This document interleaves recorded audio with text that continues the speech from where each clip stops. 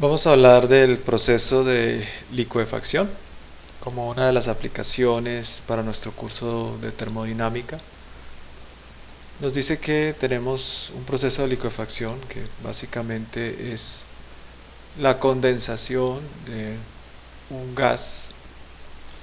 En este caso nosotros tenemos propano que va a ser licuado utilizando un proceso Linde sencillo, simple. El proceso Linde consiste en una etapa de compresión, de enfriamiento, una expansión, y a partir de esa expansión pues se van a generar dos fases donde lo que vamos a querer rescatar sobre todo pues va a ser este producto que es el producto líquido, que es el condensado, lo que llamaríamos pues el gas licuado.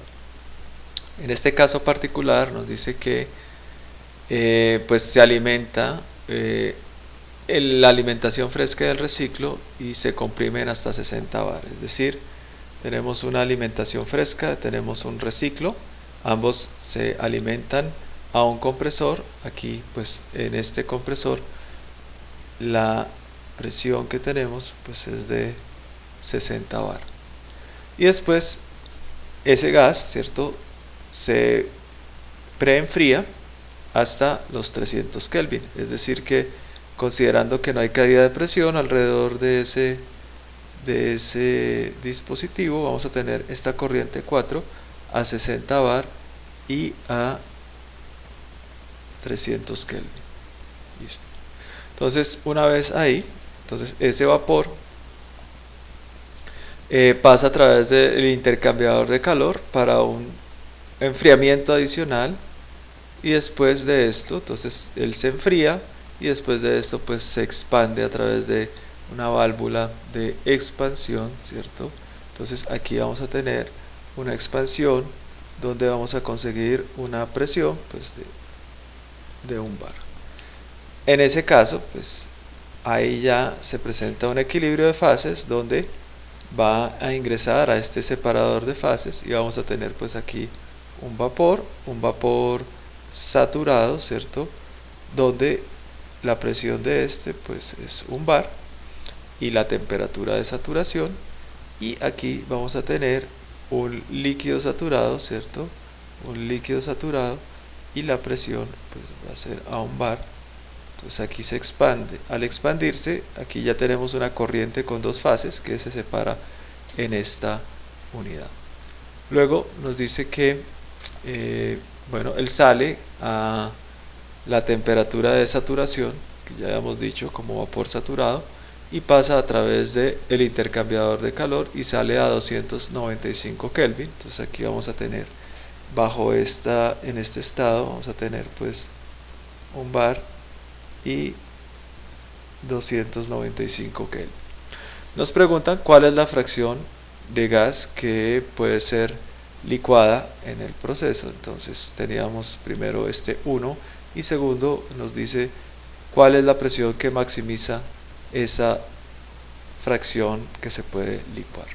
Bueno, entonces con estos datos no nos vamos a meter, digamos, con el desempeño del compresor, sino que si nosotros tomamos un envolvente, una superficie de control, ¿cierto?, que abarque datos conocidos, vamos a poder responder a la pregunta de cuál es la fracción que se requiere. Entonces, pues para ello nos damos cuenta que aquí en esta envolvente involucra las corrientes número 4, número 8, número 9, que estos intercambiadores hacia el ambiente pues son adiabáticos, esta válvula también y este flash también. Tampoco hay un cambio de volumen en el sistema, por tanto pues lo que vamos a hacer es nuestro balance de materia. Este balance de materia nos va a decir que el flujo másico que está ingresando por la corriente número 4, si suponemos que es en estado estacionario, va a ser igual a la flujo másico que está saliendo por la corriente 8 más el flujo másico que está saliendo por la corriente número 9.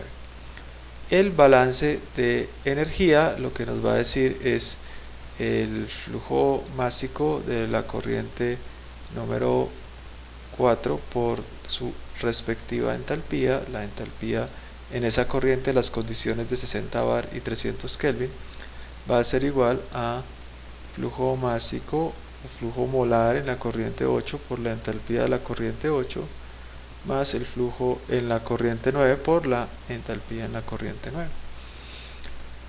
Conocemos entonces que esta corriente 8, conocemos su entalpía específica, la podemos calcular porque tenemos dos datos independientes, y esta de acá también porque sabemos que esta pues es la temperatura de saturación a un bar como tal. Bueno, entonces vamos a definir un valor alfa como la fracción licuada. Entonces la fracción licuada va a ser pues el flujo másico en la corriente 9 respecto a la fracción en flujo másico en la corriente número 8. Entonces esta es la masa o la fracción que se licúa. Entonces si reemplazamos eso en la ecuación de balance de materia, si dividimos esta ecuación de balance de materia entre nuestra corriente, perdón, no sería M8 sino M4, aquí es la masa total que está ingresando para ser licuada, ¿cierto? Entonces aquí tendríamos M4. Entonces si dividimos esta primera corriente entre M4, pues nos va a dar 1 igual a flujo másico 8 sobre flujo másico 4 más flujo másico 9 sobre flujo másico corriente 4. Identificamos pues que este valor de aquí pues va a ser nuestro valor alfa, y por tanto entonces vamos a decir en nuestro caso que M8, de aquí podemos entonces despejar y obtener que M8 sobre M4 va a ser igual a 1 menos alfa.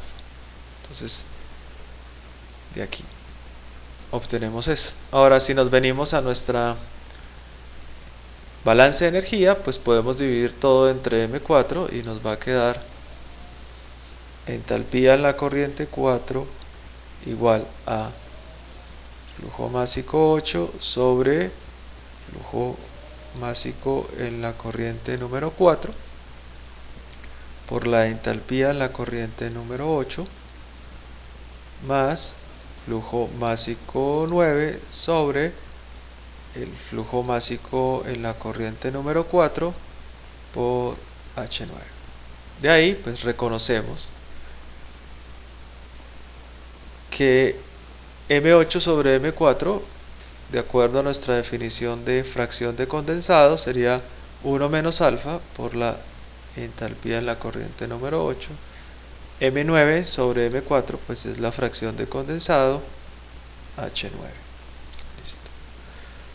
Ahora pues lo que vamos a hacer es una simple manipulación algebraica. H4 igual a H8 menos alfa por H8 más alfa por H9.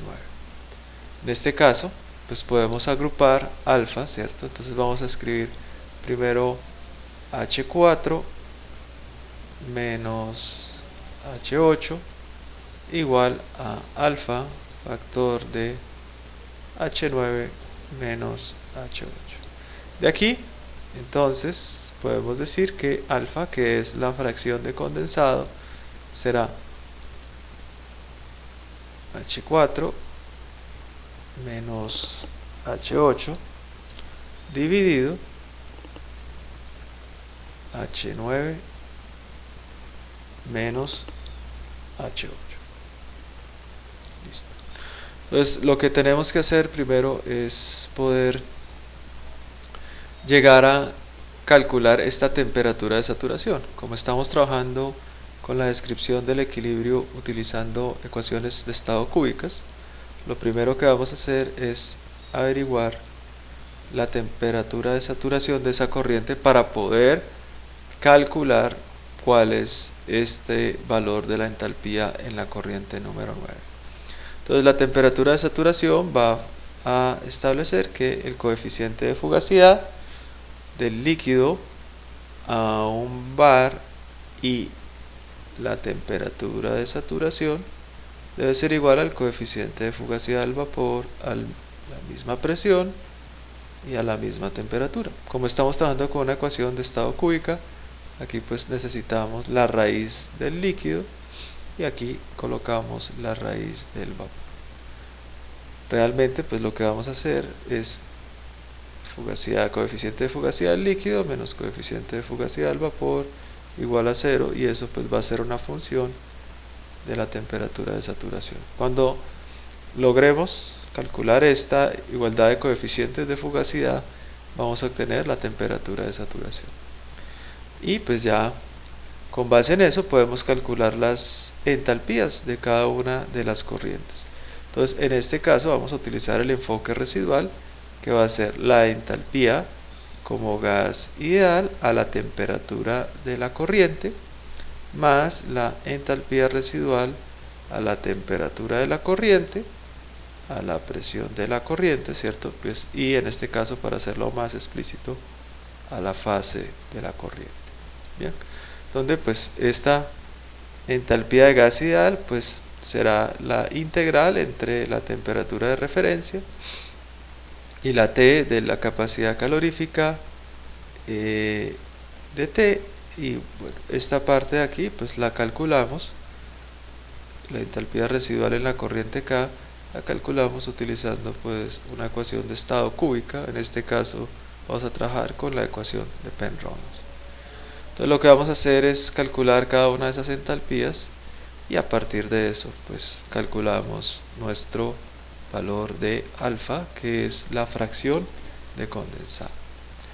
Para ello pues venimos aquí y el primer cálculo que vamos a hacer entonces es este de la temperatura de equilibrio, ¿cierto? Entonces en nuestro caso nosotros vamos a tener esta temperatura de 200, esta presión de un bar, ¿cierto? Y lo que necesitamos primero es calcular la temperatura de saturación. Entonces vamos a comenzar con un valor, por ejemplo, de 250, ¿cierto? Obviamente aquí no nos da, el objetivo no nos da, los coeficientes de fugacidad no son iguales. En este utilizamos la raíz menor que corresponde al líquido, que va a ser pues esta que tenemos acá. Y en esta utilizamos la raíz mayor, que va a corresponder al vapor de acá, ¿cierto?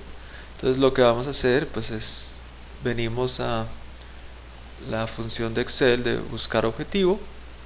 Vamos a decirle que queremos que este valor sea igual a 0 y que nos cambie entonces la temperatura.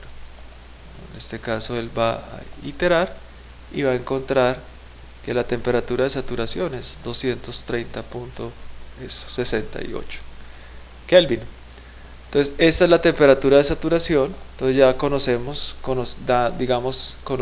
la temperatura y la presión de cada una de las corrientes, ya sabemos cuáles son, ¿cierto? Las corrientes involucradas, la corriente 9, la corriente 8 y la corriente 4, que es lo que ya hemos dicho, la corriente 4, la corriente 8, la corriente 9, la corriente 4, 60 bar y 300 Kelvin, la corriente 8, 1 bar y 295 Kelvin, y la tercera, la corriente 9, aquí pues 1 bar y la temperatura de saturación que acabamos de calcular utilizando la ecuación de estado cúbico. Entonces aquí tenemos, entonces dada esta temperatura, dada esta presión, calculamos la raíz que le corresponde, ¿cierto? En este caso para el estado 9, la corriente 9, vamos a usar la raíz menor, y mientras que en la corriente 8, en la corriente 4, pues la raíz mayor, que va a corresponder a un gas como tal.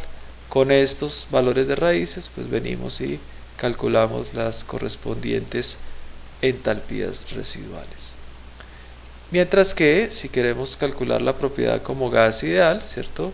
Entonces lo que hacemos es hacer esa integral teniendo en cuenta en nuestro caso que hemos definido una referencia como gas ideal temperatura de 300, la presión de un bar, y bajo esas condiciones la energía interna de gas ideal es 0, la entropía, que en este caso no la vamos a requerir, la definimos también como 0, y bueno, pues finalmente vamos a estar en capacidad de poder calcular el valor de la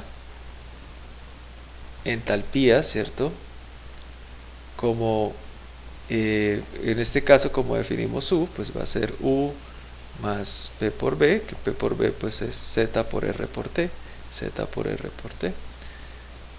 Entonces ahí sería la entalpía en nuestro caso. Entonces ya tenemos el valor de la entalpía, y de forma similar, pues teniendo en cuenta esas propiedades de U más P por B, o U igual a Z por R por T, pues tenemos los valores de nuestras entalpías. En este caso, la entalpía, la energía interna, se calculó como la energía interna de gas ideal más la energía interna residual, utilizando pues las ecuaciones de estado. Bueno, entonces con base en eso reemplazamos y obtenemos nuestros valores de alfa. En nuestro caso, Q16 pues es en este caso Q16 es la entalpía de la corriente número 4, Q15 es la entalpía de la corriente 8, ¿cierto? Q14 es la entalpía de la corriente 9, y Q15 es la entalpía de la corriente número 8. Entonces así obtenemos que estamos condensando bajo esas circunstancias aproximadamente el 68% de la corriente que está ingresando. Esto pues nos daría respuesta a la primera pregunta, y la segunda inquietud es cómo podemos obtener, cuál sería bajo esas condiciones la presión, qué presión del compresor deberíamos tener para maximizar. Entonces en este caso nos están preguntando qué pasa, o que averigüemos una presión que haga que esto sea máximo.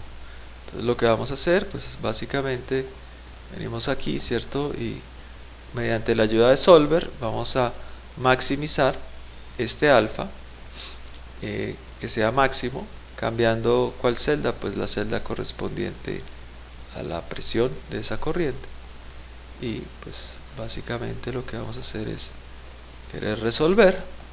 Nos va a decir que la máxima condensación se logra cuando la presión es 63.75 y que el condensado máximo es el 68% aproximadamente. Bien, entonces con eso tenemos una aplicación de ecuaciones de estado cúbicas para resolver tanto el equilibrio de fases como los balances de energía en un sistema que tenga pues intervención de fluidos, en este caso pues gas y un líquido.